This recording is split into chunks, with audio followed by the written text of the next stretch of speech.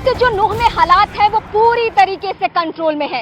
यानी जो मैं आपको कुछ देर से चप्पे चप्पे पर पुलिस बल की तैनाती, अर्धसैनिक बलों की तैनाती, ये सब जो तस्वीरें दिखा रही हूँ, उसके पीछे मकसद ये है कि अगर बाहर से बैठकर कोई साजिश आज की तारीख में भी करने की कोशिश कर रहा हो, या वो चाह रहा हो कि अफवाह फैलाए, या इसका असर वो दूसरे प्रदेश में, दूसरे जिले में करने की कोशिश करे, तो शायद ये संभव नहीं है।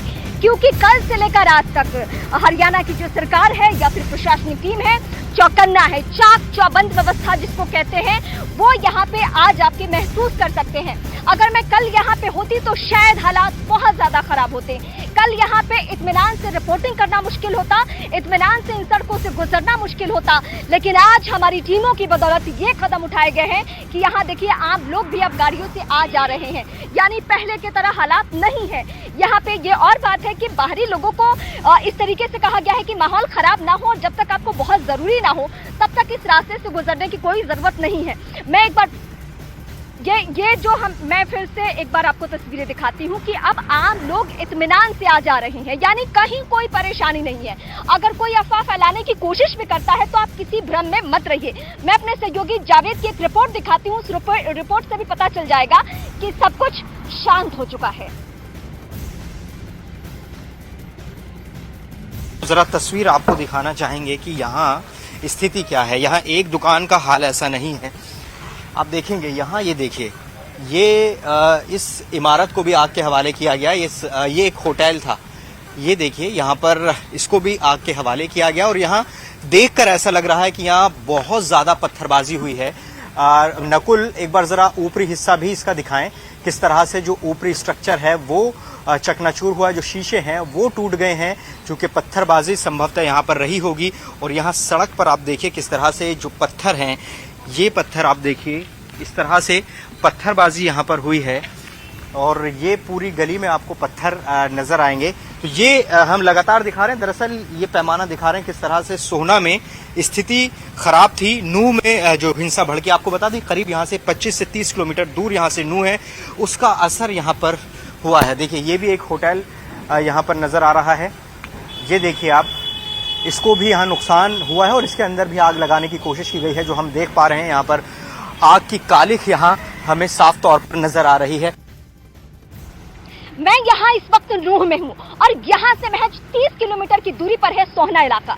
यहाँ जब कल दंगे जैसा माहौल हुआ, यहाँ जब अशांत इलाका हुआ, तो इसका असर सीधे सीधे महसूस किया सोहना के उन मासूम लोगों ने जिसका कोई कसूर नहीं था। महज अफवाह के चक्कर में पड़कर वहां भी उपद्रवियों ने तांडव मचाया, वहां तोड़फोड़ मचाई। लेकिन ठीक नूह की तरह ही वहां भी इस वक्त धरपकड़ जारी है और जो भी लोग घायल हुए हैं उन्हें अस्पताल पहुंचा दिया गया है। सोहना से एक रिपोर्ट हम आपको दिखाएंगे। उस रिपोर्ट के जरिए आपको पता चलेगा कि जो नूह की स्थिति है वो कमोबेश सोहना की भी स्थिति है।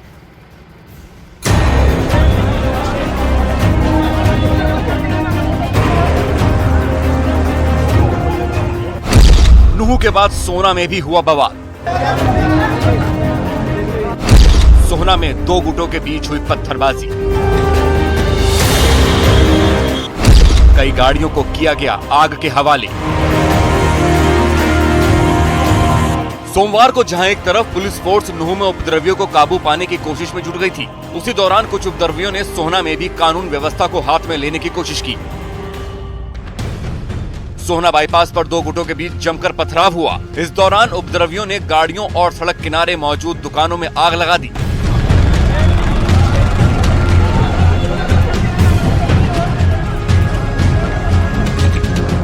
सोहना में ये पूरा बवाल करीब 2 घंटे तक चलता रहा। इस दौरान कई लोग घायल भी हो गए। घरेलू काम करने के लिए शाम को बाईपास पे थोड़ी भीड़ सी, मैं फ्रेंड्स कॉलोनी से आया, बाजार में अंदर बढ़ा, सारी दुकान बंद थी। मैं जो पर्ला रोड है जो वहाँ से जाता है ताउडू वाला, उस रोड से आ रहा था। सीधे कॉलोनी है, कौन जावेद कॉलोनी कौन सी, इसमें से सीधी फायरिंग आई और मेरे पैर में गोली लगी, मैं वहीं पे गिर गया।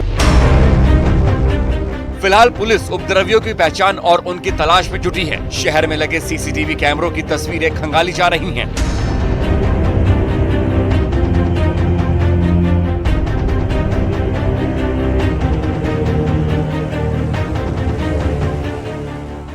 इंटरनेट सेवा बंद कर दी गई है। प्रशासन की तरफ से लोगों से शांति बनाए रखने और अफवाहों पर ध्यान नहीं देने की अपील की जा रही है।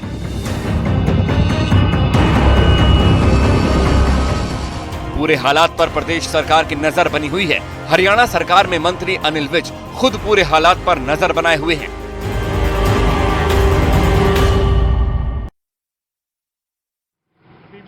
जो नूह के आसपास के जिले हैं वहां भी हालात खराब ना हो, वहां भी जो बलवाई है वो उपद्रव ना मचाए, इस बात को लेकर पुलिस जो एक्शन के मूड में है उसके बारे में इस वक्त मैं बताती हूँ। मैं झज्जर की इस वक्त बात कर रही हूँ।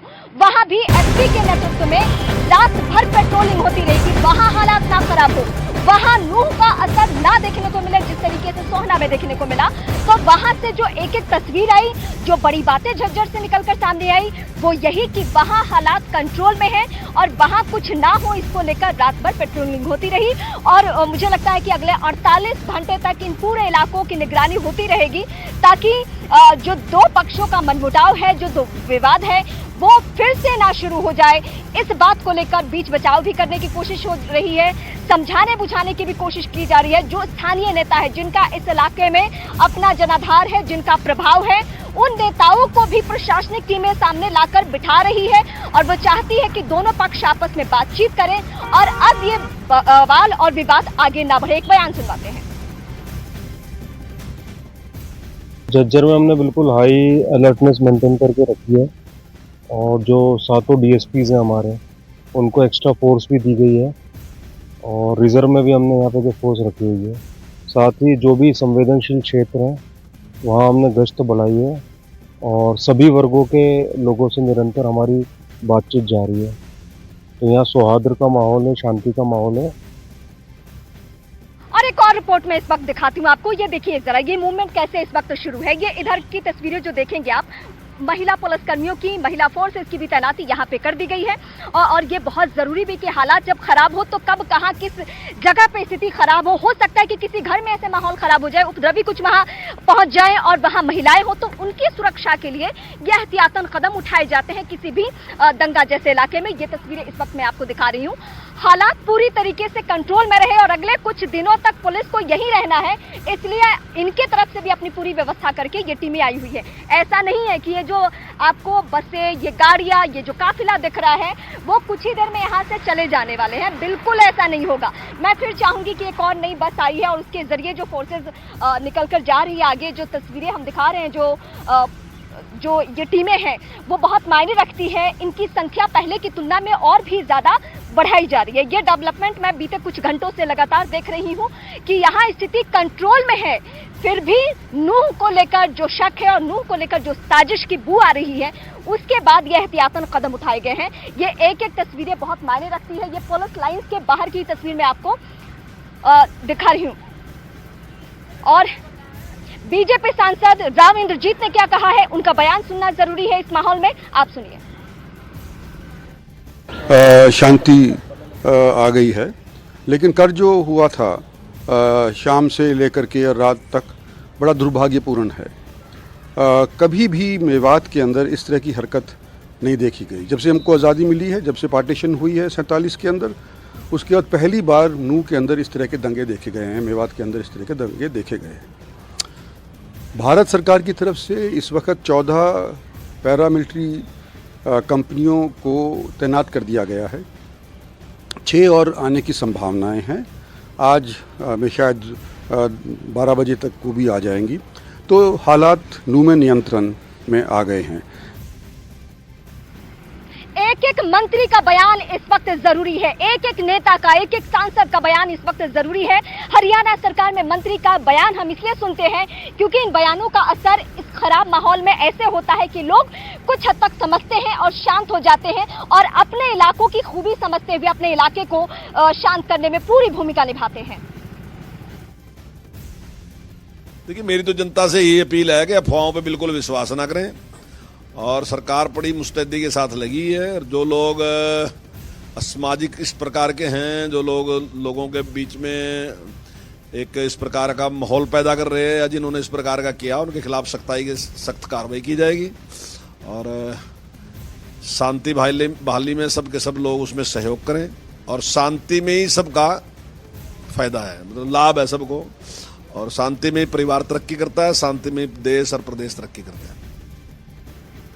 जितने भी बीजेपी के कद्दावर चेहरे हैं जिनका ताल्लुक हरियाणा से है, वो सभी सामने आ रहे हैं और वो चाहते हैं कि पूरे इलाके में शांति हो, क्योंकि ये हरियाणा की जो अलग तस्वीर दूसरे प्रदेशों में जाएगी वो किसी भी सूरत में नहीं चाहते हैं। और यही वजह है कि कुरुक्षेत्र से जो सांसद है सैनी साहब, वो क्या कह रहे हैं उनको भी आप सुनिए। वो भी शांति की अपील कर रहे हैं।